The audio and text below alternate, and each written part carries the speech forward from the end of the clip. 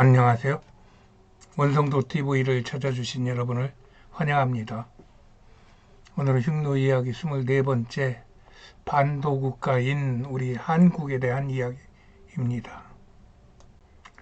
앞에서 말한 대로 중국은 인구수와 경제력을 바탕으로 1대1로, 즉 세계를 중국 중심으로 묶으려 하고 있고, 또 미국은 달러와 자유주의 연맹과 그들이 선점한 각종 규제로 세계의 주도권을 놓지 않으려고 하고 있죠.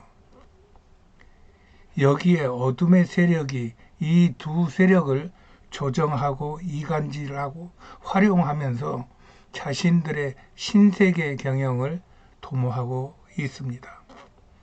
그러나 이 세 세력들도 결코 자신의 힘만으로는 어찌할 수 없는, 서로 물고 물릴 수밖에 없는 치명적인 약점들이 있어 보입니다. 그것은 그들이 떳떳하게 내놓을 수 없는 죄의 그 본성과 연결되어 있기 때문입니다. 이런 것들로 인하여 겉으로는 강하고 안정되고 순조로운 것 같으나 안에서는 무언가 발등에 불이 떨어진 것 같은 허둥대는 모습을 가진 채 세계의 어두운 뉴스를 생산해내고 있는 것 같습니다. 나는 앞에 흉노 이야기 22번에 중국의 동북공적 말미에서 말하기를 세상에 보이는 힘보다는 보이지 않는 역사 속에 흐르는 민족의 생명력이 더 강한다고 말했어요. 그러므로 설령 나라는 망하고 그 민족은 고통받으나 죽지 않는다는 것입니다. 이것을 가장 극명하게 보이고 있는 나라가 이스라엘이에요. 그들은 나라가 망하고 국민들은 거의 다 해외로 흩어져 2000년 이상 나라와 민족이 없는 듯 살았으나 결국 나라를 세우고 국제 정세에 가장 영향력이 있는 나라와 민족 중 하나가 된 것에서 민족의 생명력이 얼마나 강한지를 극명하게 보이고 있습니다.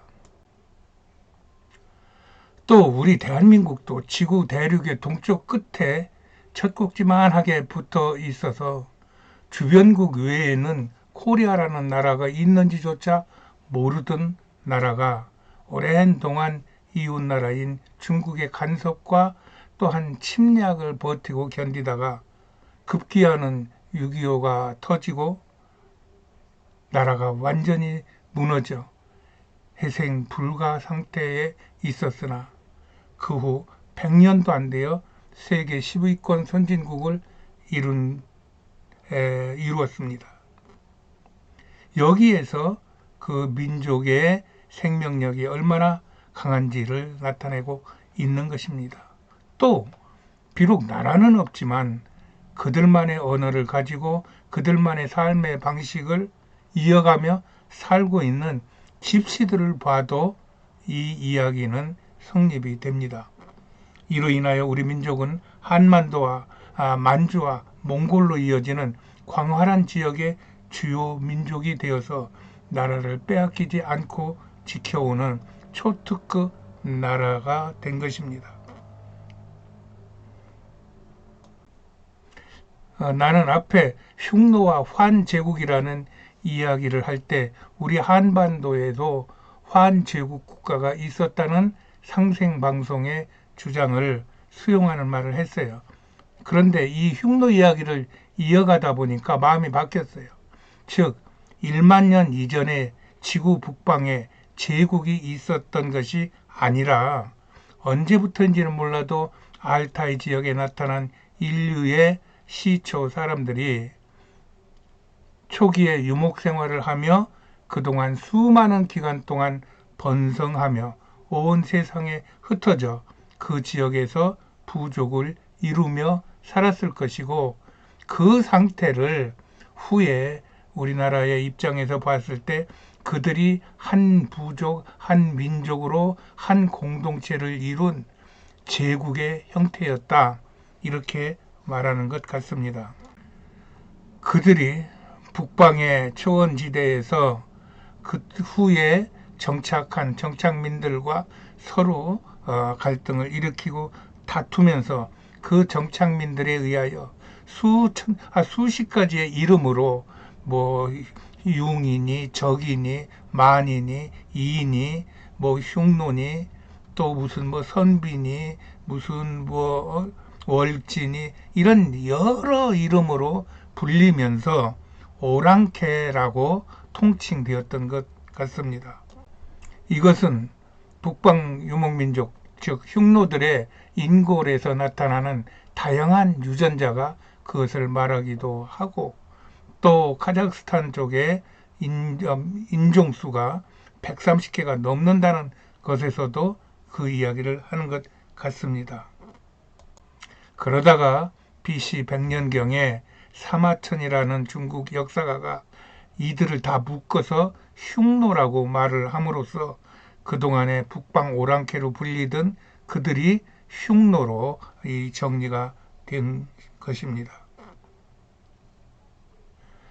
그런데 그 흉노라는 것 중에서 중국이 최초 통일 국가라고 하는 진나라가 저 지도에 서융 부근에서부터 발원하였다는 것입니다. 그럼 그들도 역시 흉노였다고 저는 생각이 드는 거예요. 그래서 그것이 무서워인지 진시황릉을 그렇게 어마어마하게 지어놔놓고 2000년 이상 발굴 보고를 안 하는 것은 못하는 것은 그 중국이 가지고 있는 딜레마 같습니다.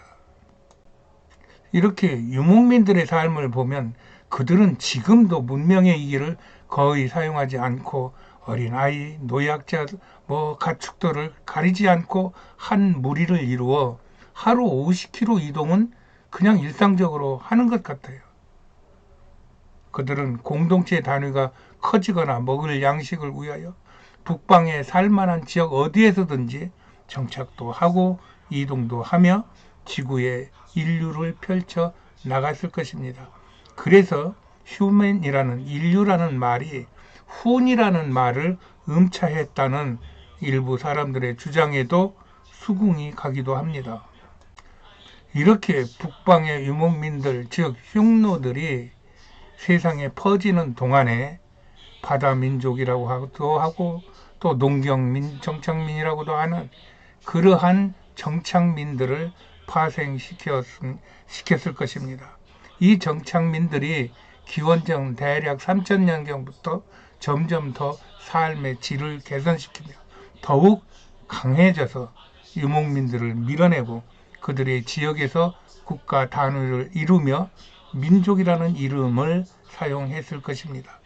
그리고 세계 역사는 그 정착민들이 생산하고 정리하여 오늘날에 이르렀으나 최근 대략 한 200년 전부터 세계 곳곳에서 1만 년 이전의 유적과 유물들이 자꾸 발견되면서 인류 역사를 재정리해야 할 지경에 이른 것입니다.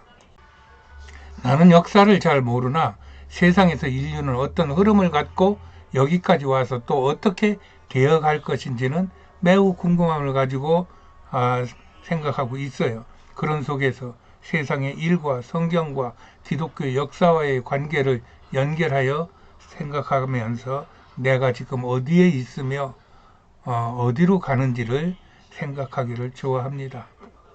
하나님의 나라가 이 땅에서 이루어지기를 기도합니다. 이런 중에 만주를 포함한 한반도를 중심으로 한 특별한 상황이 눈에 들어와서 다음엔 한반도와 만주에 관한 이야기를 해보겠습니다. 안녕히 계세요.